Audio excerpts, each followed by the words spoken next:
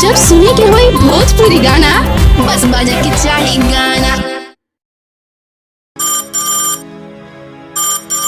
Hello. हाँ hello. कहाँ बाड़ू जान? घरे बानी। काहे मिले ना आइबू का? ना हो, भैया लोग मना कर दिले बा, होली में बहरी नहीं निकले के, ना तो अइबे करती। तो हम आ जाता नहीं, इनमें कौन बड़ा बात बा? पगला गल बड़ा का?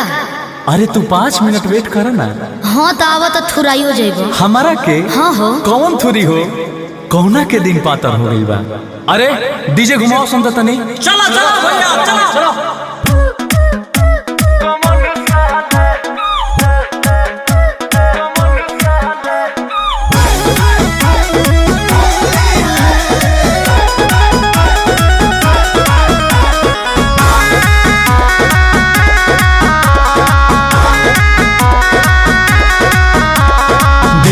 बजावा सकर सहाला, दिलवा में भरल बा होली के रंग, फगुआ मनाइबे अपना लवर के संग। बोल होई रे chill chill.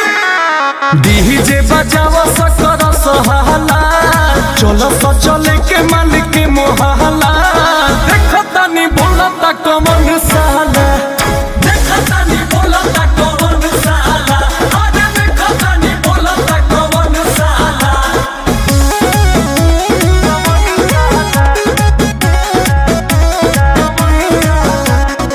Music by Arya Sharma.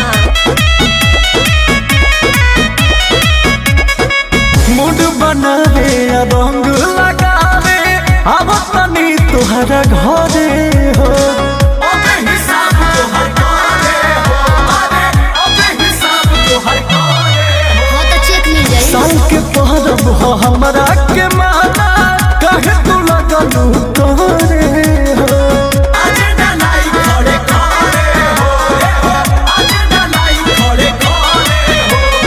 खोल दसरम वाला सब तहला, जानू हो हमरा ना बा कोनो डर, अब तनी होली में लूटे लहर। बोला हई रे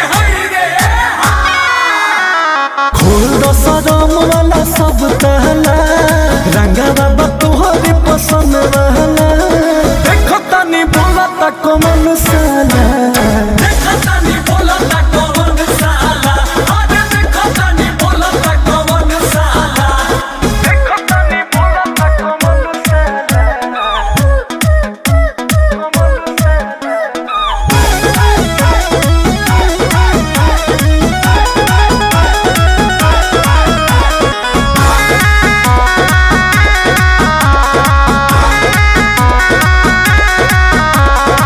बिना मिलनवा फगुनवा में बोला, कैसे ही दिलवा मानी हो, फीलिंग के लाना पहचानी हो, फीलिंग के लाना पहचानी हो।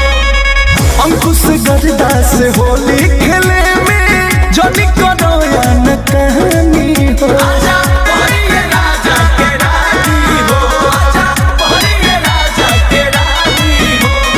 नीचे आवा तू छोड़ के दुकान, बिना लगौले रंग मानव न आज, थोड़ जनी कर मोर बनल मिजाज। बोल नीचे आवा तू छोड़ के दुकाना, अब बर्दाश्त न कोइल जाला, देखता नी बोलता कौन साला, देखता नी बोलता कौन साला, अरे देखता नी बोलता कौन साला।